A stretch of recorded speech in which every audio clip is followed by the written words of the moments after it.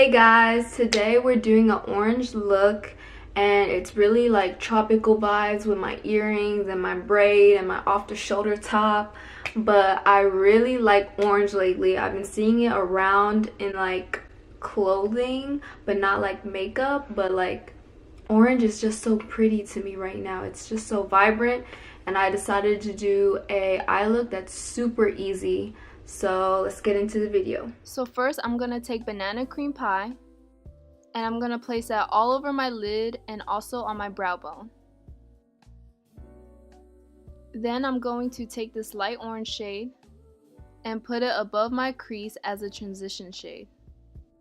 Rolling out the gold tonight with gowns and crowns, it's going down. Next I'm gonna grab the brighter orange shade and I put this shade above my crease where my eye socket is, so it follows the natural outline of my eyeball. Doesn't it feel good to be a queen just for one night? Baby, you're so bright. Stay shining that light. And I also packed it all over my lid.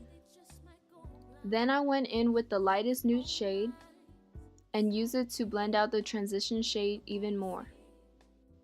Next, I went in with pastry, and I blended that shade all in my lower lash line. And I know you're probably wondering why my eyeshadow looks different. Well, it's because I put blue eyeshadow in my lower lash line, but I ended up not liking it, so I had to take it off, and then I had to put concealer back on, and it got on top of my eyeshadow, and I forgot to fix it. I apologize, but let's get back to the video. Next, I went in with hot chocolate, and I put that shade in my lower lash line, but specifically on top of my lashes. Lastly, I went in with the Colourpop Honeydude liner and put it all over my waterline. Okay guys, that's the look, and I hope you guys liked it because I really liked how bright this is. But yeah, that's it. So I'll see you guys in the next video. Bye!